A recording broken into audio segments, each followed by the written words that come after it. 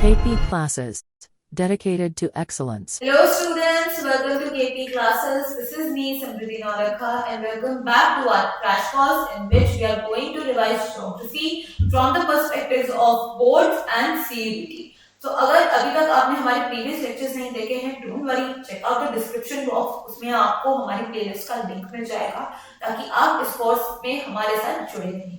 साथ ही साथ आपको हमारे व्हाट्सएप और टेलीग्राम ग्रुप्स के लिंक भी मिल जाएंगे ताकि आप केपी क्लासेस कम्युनिटी का पार्ट बन सके और daily quizzes, informative videos and boards और सीयूटी के रिगार्डिंग कोई भी इंफॉर्मेशन आती है तो सबसे पहले आप वाकिफ रहें।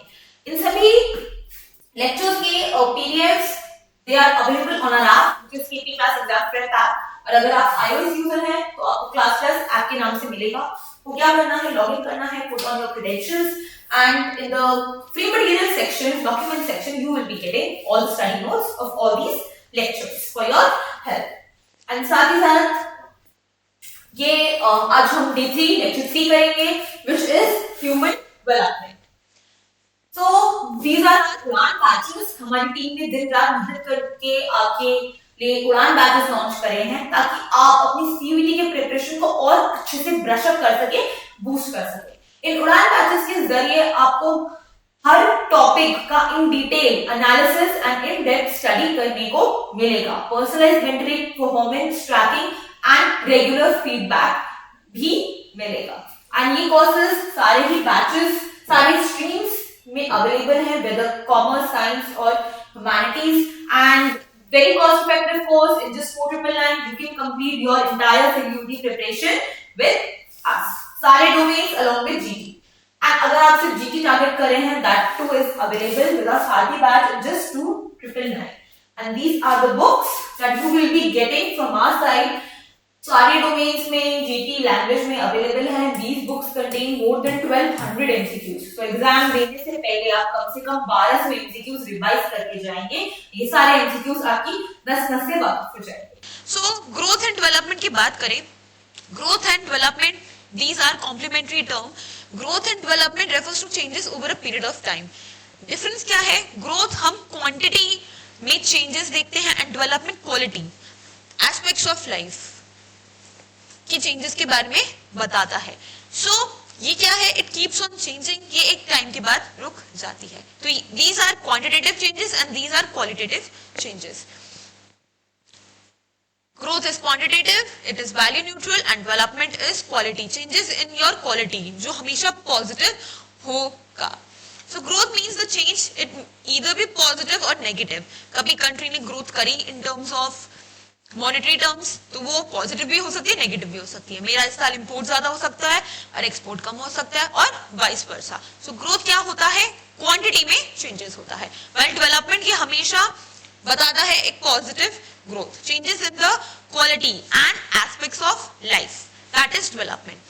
So human development का concept डॉक्टर महबूब उल हक ने दिया था। straight away your MCQ can come। He described human development as development that enlarges people choices।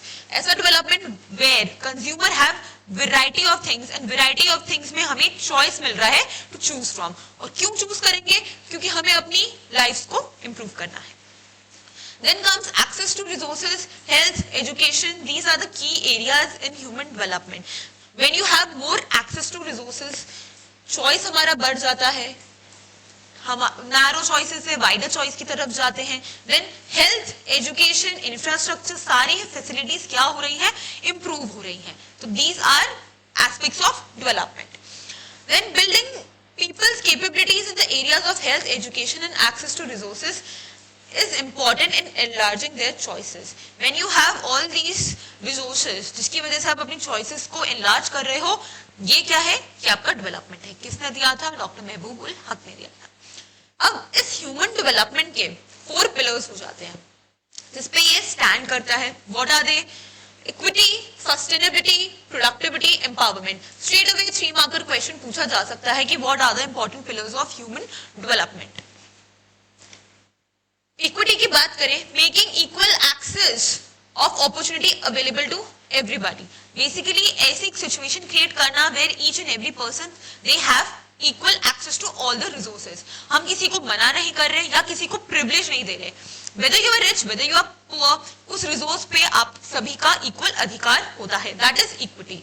So this opportunity available to people is must be equal irrespective of their gender, race, income, caste, class, etc. So irrespective of all these things, this equity is given to the people. And ये क्या है, हम whether you are rich, whether you are male, female, poor, ये सारी चीजें, सारी resources is available to you. Second aspect आ जाता है, the second most important pillar is sustainability. ये क्या है, continuity in the availability of opportunities to have sustainable human development. Each generation must have the same opportunity. ऐसी judicious वे में resources को use करना, आप प्रेजेंट जनरेशन के नीड्स को तो फुलफिल कर रहे हो, लेकिन फ्यूचर जनरेशन का भी ध्यान है। हम सारे रिसोर्सेज खुद नहीं खत्म कर सकते, we have to take care of in our mind of the future generation. उनके लिए भी रिसोर्सेज हमें बचाना जरूरी हो जाता है। That my friends, that term is known as sustainability. So all the environmental, whether environmental resources, financial and human resources, they must be used keeping in mind the future. क्योंकि अगर हमने आज ही सारी resources खत्म कर दी तो future generation के लिए कुछ बचेगा ही नहीं। Misuse of any of these resources will lead to fewer opportunities. So coming generation के लिए वो opportunities कम हो जाएंगी and the resources will also be less. So what you have to do, you have to use resources in a very sustainable way. Then comes productivity. Productivity means human labor. उनका maximum output, उस human being का, human labor का हमें क्या करना है, maximum output extract करना है. So such productivity must be constantly enriched by building capabilities in the people. And last aspect, last pillar is none other than your empowerment, giving power to the people.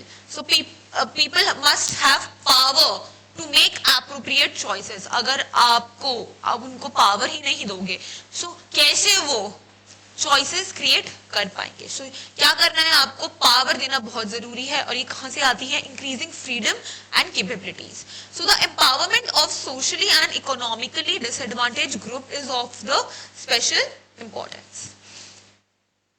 So these were the 4 pillars of human development. Next, most important question, it can be asked in 3 marker or 5 marker. What are the approaches of studying human development? कौन से approach है? देखते हैं. Number 1 is the income approach. So income approach, this approach states the level of income reflects the level of freedom. जितनी आपकी income होगी, that determines the level of freedom the individual enjoys. So higher the level of income, higher is the level of human development.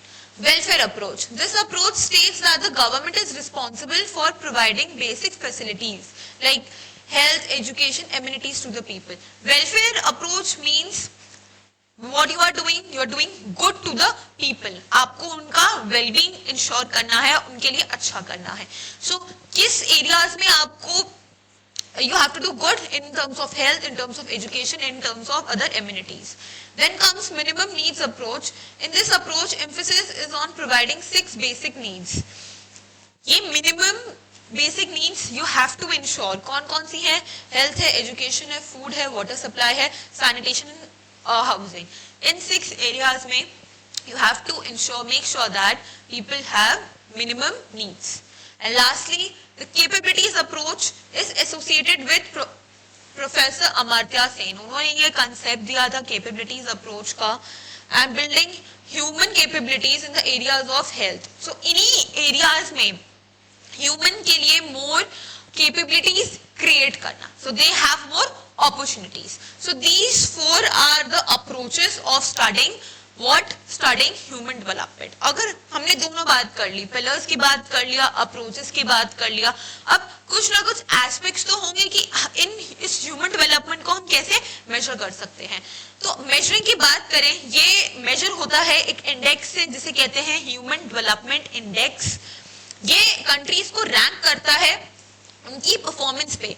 ठीक है, performance हर country को ये rank करेगा उनकी performance पे, लेकिन कौन कौन से एरियाज वो कंट्रीज हेल्थ में कितना अच्छा कर रहे हैं, एजुकेशन में कितना अच्छा कर रहे हैं, एंड कितनी अच्छे से वो उन रिसोर्सेज को एक्सेस कर रहे हैं, right? So these rankings are based on a score between 0 to 1 that a country earns from its record in the key areas of the human development. So 0 to 1 के बीच में इन countries को rank किया जाता है. So the indicator chosen to assess health is the life expectancy at the birth. Then adult literacy and gross enrollment ratio represents access to knowledge. Adult literacy when you are 15 years old, क्योंकि यहाँ पे adult की बात हो रही है. If you are 15 years old and you are able to do basic math, reading and writing, then my friend you will be termed as adult literate. Secondly, gross enrollment ratio. How many kids are actually enrolled in the school and they are going to the school? उसको हम बोलते हैं GER और ये knowledge को बताता है. Then access to resources, these are measured in terms of purchasing power. कि US डॉलर को ध्यान में रखते हुए हमारी purchasing power की कितनी capability है. And last, Human Development Index क्या है? एक sum total of all the weights assigned to all these dimensions. इन सारे dimensions का जितने भी weight है इसका sum total है. And last, Human Poverty Index is related to Human Development Index. ये measure क्या करता है कि जो भी कमियां हैं human development में उसको ठीक करने के लिए हम ह्यूमन पॉवर्टी इंडेक्स बनाते हैं ताकि कंट्रीज को पता चले कि और कितना इंप्रूवमेंट की जरूरत है. So the probability of not surviving till the age of 40, adult literacy, the number of people do not have access to clean water, number of small children who are underweight, all things are taken into account क्योंकि all these aspects are important to measure human development. Since 1990, the United Nations Development Programme (UNDP) has been publishing the Human Development Report every year. So the Human Development Index and the Human Poverty Index, these are two important indices, two important measures to human development. और कौन देता है? UNDP. Straight away MCQ. United Nations Development Programme, Human Development Index and Human Poverty Index लेकर आता है.